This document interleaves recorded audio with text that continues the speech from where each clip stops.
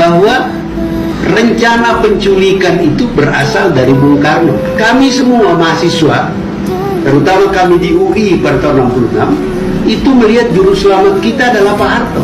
Pak Harto, Sarwo Edi, Darsono, segala macam jenderal-jenderal itu. Saya pernah bilang pada Pak Beni di tengah-tengah wawancara saya dengan beliau beberapa kali, saya bilang, Pak Harto hebat ya. Bung Karno itu berkuasa cuma 6 tahun. Coba lihat, proklamasi kemerdekaan, kabinet presidensial, Bung Karno eksekutif presiden. Bulan November, berapa bulan itu dari 17 Agustus, keadaan berubah menjadi sistem parlementer. Perdana Menteri Syahrir, Perdana Menteri pertama. Sejak itu Bung Karno adalah lambang. Orang suka kacau itu, menyebut Soekarno berkuasa dari 45. Nggak betul. Soekarno menjadi presiden yang eksekutif itu kembali tahun 59, 5 Juni atas dukungan Angkatan Darat. Jadi Bung Karno itu berkuasa sebenarnya dari 5 Juni sampai official tahun 68. In reality begitu Gestapo dia sudah tidak memonopoli kekuasaan. Soeharto, TNI Angkatan Darat itu sudah lebih menentukan dari Soekarno. Kenapa? Soekarno itu tidak punya organized political party. Itu sebabnya dia pakai PKI untuk mengimbangi Angkatan Darat. Okay? Dia nggak bisa. PNI, Partai Nasional Indonesia, yang sejarahnya dekat dengan Soekarno, itu dikacaukan oleh Bung Karno dengan memecah. Ada Marhainis gadungan, kacau itu partai. Jadi dia akhirnya tergantung kepada PKI dalam menjalankan politik balance of power, keseimbangan antara PKI dengan Angkatan Darat. Dan ketika keseimbangan itu jomplang, saya kira ini bahasa Jawa tapi saya kira Anda mengerti, jomplang, Soekarno nggak bisa lagi menguasai keadaan.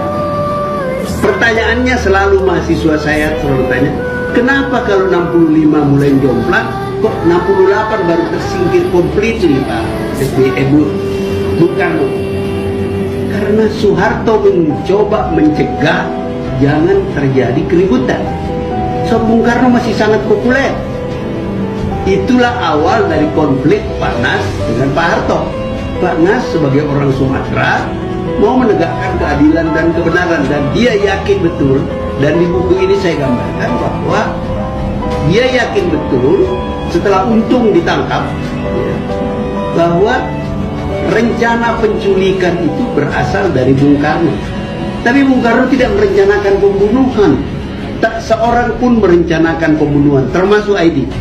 Rencana mereka adalah mendaulat pimpinan Angkatan Darat sebagaimana Soekarno didaulat oleh pemuda-pemuda dibawa ke Rengas Dengklok, tidak dibunuh.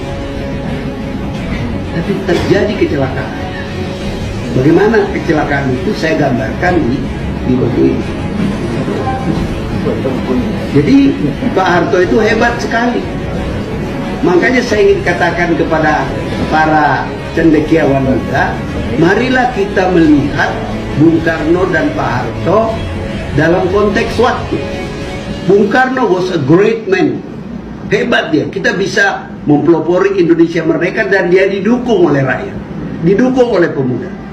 Tapi ketika dia memasuki bidang mengadministrir negara, dia nggak dipersiapkan untuk itu. Kacau balau kita sejak tahun 59 ya, sampai terjadi Gestapo.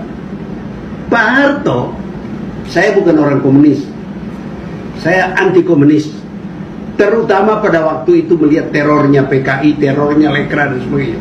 Kami semua mahasiswa, terutama kami di UI pada tahun 66, itu melihat juru selamat kita adalah Pak Harto.